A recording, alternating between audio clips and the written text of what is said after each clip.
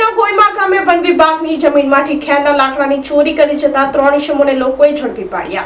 Forest વિભાગની લાપરવાહીના આક્ષેપો સાથે ગ્રામજનોમાં આક્રોશ. પારડી તાલુકાના ગોયમા ગામે ફોરેસ્ટ વિભાગની જમીનમાંથી ખેર તથા સાગના વૃક્ષોની સતત ચોરી થતી હોવાના આક્ષેપ સાથે ગ્રામજનોની સજાગતાને ડેપ્યુટી સરપંચ તથા ગ્રામ પંચાયત સભ્યની ટીમના પ્રયત્નોથી ખેરના લાકડાની ચોરી કરતા 3 તસ્કરો રંગે હાથે ઝડપાયા હતા. આજ રોજ બુધવારે મળસ્કે સવારે 4 વાગ્યાના અરસામાં ગોયમા ગામના કુલક નદી કિનારે આવેલ ફોરેસ્ટ વિભાગની જમીનમાંથી લાકડાની ચોરી થતી હોવાની જાણકારી મળી હતી. આ વિસ્તારમાં છેલ્લા કેટલાક મહિનાથી વારંવાર ખેર તથા સાગના વૃક્ષોના લાકડાની ચોરી થતી હતી, જેના કારણે સ્થાનિકોમાં ભારે નારાજગી હતી. ગણેશ ચતુર્થીના દિવસે ડેપ્યુટી સરપંચ મિતેશ પટેલ અને ગ્રામ પંચાયતના સભ્ય વિજય પટેલે ગ્રામજનોની સાથે વોચ ગોઠવી હતી.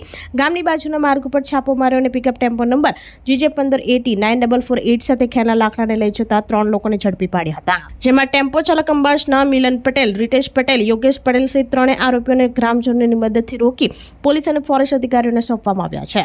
જિલ્લા પંચાયત સભ્ય શૈલેષ પટેલને ઘટનાની જાણ થતાં તેમણે ગોયમા RFO મિતુલભાઈ પટેલને ટેલિફોન પર જાણ કરતા કાર્યવાહી હેઠળ ખેરના લાકડા ભરેલો ટેમ્પો તથા તસ્કરોને કબજે લઈ વધુ તપાસ હાથ ધરી છે.